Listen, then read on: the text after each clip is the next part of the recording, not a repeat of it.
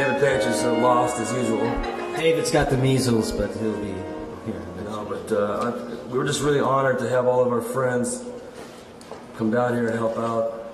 I mean, it really means an awful lot to us. I'd really like to just take time to introduce to them. Yeah, a lot of people traveled a long ways. Donald Fagen, please come up and say hi. He came from New York. Michael McDonald, he's known Jeff for 20 years. Boss Scaggs, please. Don Henley. David Crosby. Eddie Van Halen. And Simon Phillips, come on. This tonight is really all about Jeffrey and remembering him and all the love and the groove that he gave us all. And this is going to be a happy event. It's not going to be a wake, you know. We're just going to celebrate and have a great time. Everybody's going to play some great tunes. And I hope you all have a good time. If anybody else wants to say anything, it's up to you. But God bless and keep him in your prayers and keep his family in your prayers.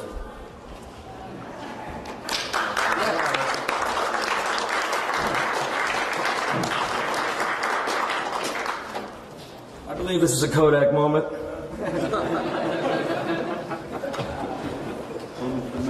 Okay. Does anybody have any questions? Somebody talk about the inspiration for doing this and how this came about. Connect the dots a bit. Connect the dots. Well, there's just something that we felt we wanted to do. I mean, to remember him. I mean, this is L.A. is a town we all grew up in, went to high school. I mean, the guys in the band anyway, we've known each other since we were little kids.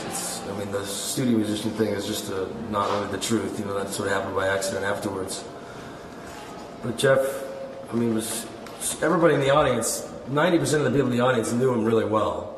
So this is really just like a get-together, a big party to celebrate and remember him and to help his children, you know, so that they set up a fund for them. So when they're 18 years old, you know, they can look back and remember this night and maybe financially help them out a little bit. You know, it's really more of a gesture than it is, you know, try to make the Porcaro family rich or something like that, you know. Steve, did you do the calling to get some of your friends together, or how did it happen? It was really people kind of volunteered, you know. It wasn't, I mean, yeah, I made a couple of calls, but I think everybody just kind of said, yeah. They really didn't have to ask very much. This is a guy who gave with incredible generosity to everybody. He's played with everybody here and many other people who made half the great records that ever got made. He was very generous with his music, and we just would all like to give him back. How about the song selection? Mr. Henley, can you talk about what you'll be doing and why you're here? Okay. First of all, I'm here because Jeff played on my first solo album back in 1981, and he played on my last one back 3.5 years ago it's been now. And as everybody has said, he was one of the most generous, giving people I ever met. And when he came to a session, he would light up the room with enthusiasm. And he didn't care if the clock was going late, you know. He wasn't worried about what he was getting paid or any of that kind of stuff. He was there for the music, and he was there with everything he had. And he really made you feel comfortable. He made you feel like he cared about the music and not just the job. And he was one of the best drummers in the world. And that's why we're here. I'm going to do 2 of the songs that he played on from my records. One is Dirty Laundry, one of your favorites, you know.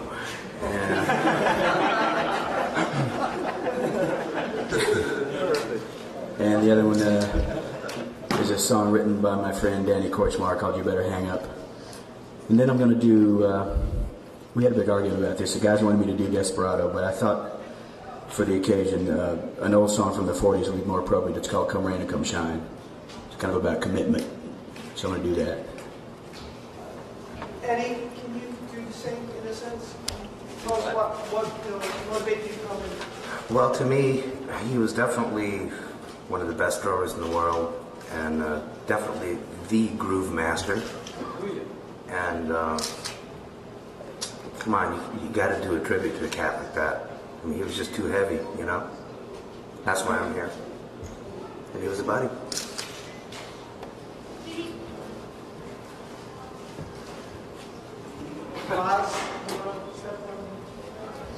I'm doing a couple songs that I did when I first met Jeff from the Soak Degrees album. We did a song called, we're doing a song called Lido and a song called Lowdown, both of which Jeff was instrumental in setting the tone and the groove for, as he has done all of my career since then. Jeff's been a touchstone for me. Whenever I've stuck my head out the door, I usually call Jeff and ask him which way the wind's blowing. And we're all here tonight because of Jeff, and Jeff is here tonight because of us, and we hope it will always remain so. How much money do you think they'll be raising tonight? Huh? How much money do you think they'll be raising? As much as possible. Yeah, as much as possible, as Ed said. It's really not about the money so much as it is about, I mean, I really don't know. I haven't sat down. This is like pretty difficult. I mean, the reality of what's really going on right here is overwhelming. I'm trying to keep it together so I don't lose it in front of all you guys, but he was the best friend I ever had. If it wasn't for him, I'd probably be selling French fries at McDonald's, you know what I mean? I mean, it's really, taught me everything about music and a lot about life. That's what I'd say. How did you come to this particular lineup of people? Well, I have some pictures of each of them that are sort of uncompromising. And it's really, there was really no choice in the matter.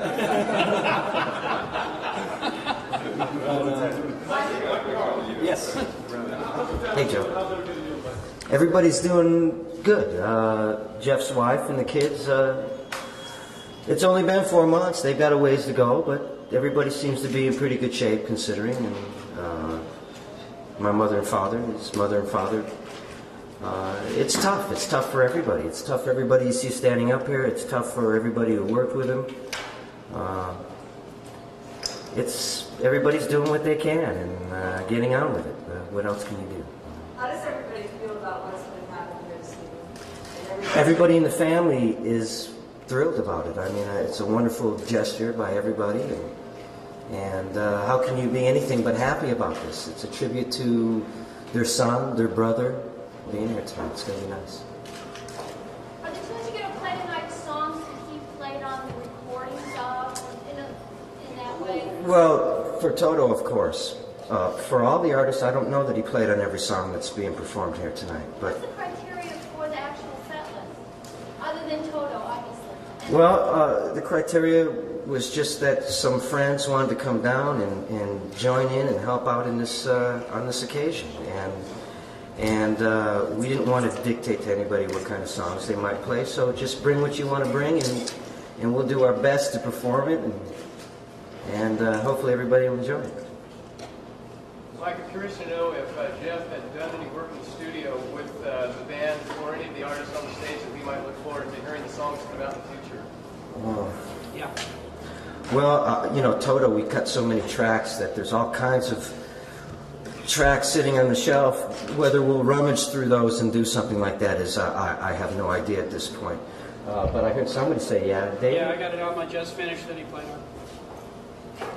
Donald Fagen, you recorded with Jeff on Katie Live. What was it like? Can you tell us a little bit about your first experience recording with him? Yeah, that was the first album that Jeff played on for us, and I think it may have been the first time we actually met. It may have been one other time, but that was where we finally got to know Jeff. And the thing about him is he was so enthusiastic. He was kind of a lightning rod at sessions, and we had heard this guy was playing on the Cher show at the time, in the pit band for the Cher show, and he was a great drummer, and some friend of ours brought him over. I can't remember exactly who, but we booked him for the whole album, and I think maybe the only album we ever did where he was such a virtuoso he could play on all the different varieties of grooves that we were interested in. And he was great. He was great. He was a great drummer, and his personality came out in his drumming, and for that reason because he had a very, his style really, you started hearing a lot of imitators, but he had that popping sound that was unmistakably him. It's been said that he changed the I sound. think Levon Helm with the band changed the way people played the drums, and Jeff Porcaro did just a handful. Michael McDonald, can you tell me what's... I've been doing Takin to the Streets and Keep Forgettin'. Keep Forgettin' Jeff played drums on, and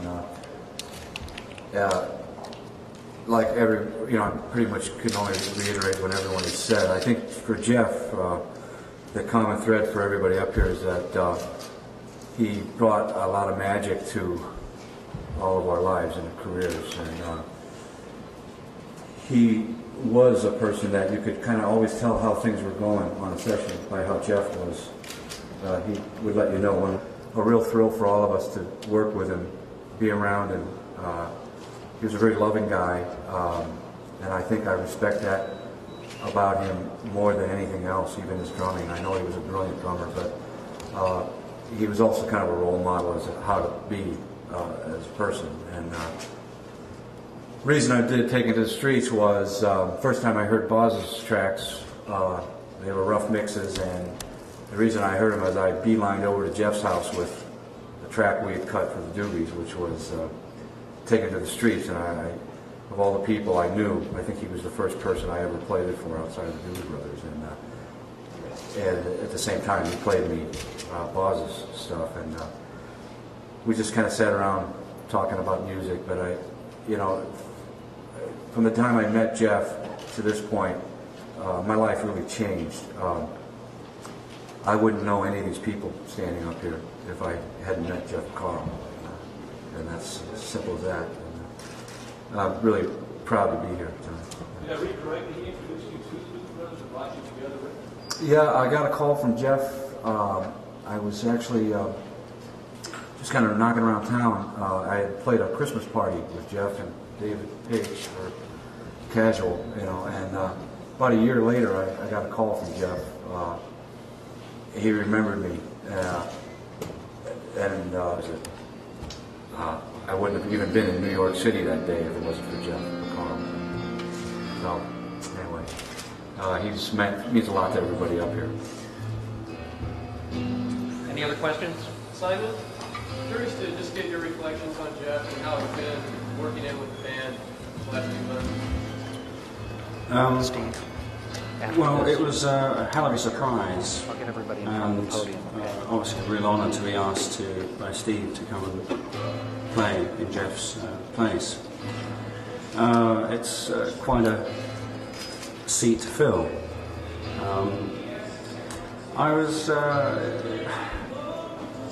It worked out really well.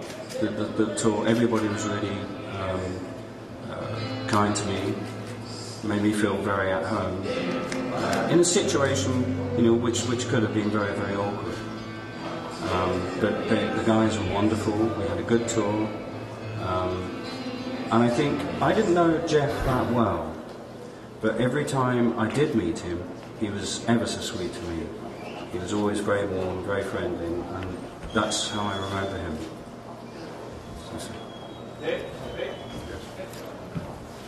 Ladies and gentlemen, David Paich. One more time, give it up for David Paich. All time as usual. I suppose nobody there kind of will fill the void that Jeff leaves possible, right? That's probably an understatement. Mainly because we were friends, and grew up in high school together. And like I said, I wouldn't know a lot of these people if it wasn't for Jeff also. He was instrumental in me working with Boz Scaggs as well as Steely Dan, and it was like Donald said, it's mainly his personality was the thing. It was so unique, and we grew up together, and that's why I formed a band with him, because we didn't have to talk to each other. It was kind of easy communication. When you do a take on a record, he was usually the first one to get it on the first take, and so I would eventually start redoing my part and fixing it, And but there's definitely been, having grown up in a time before machines, drum machines, and all this, I think he had the best time and groove out of any drummer I've ever played with, but had the power of a big band drummer. So he will forever be missed in my musical circles, but his spirit lives on with the music that he's left all of us, I think. Yeah.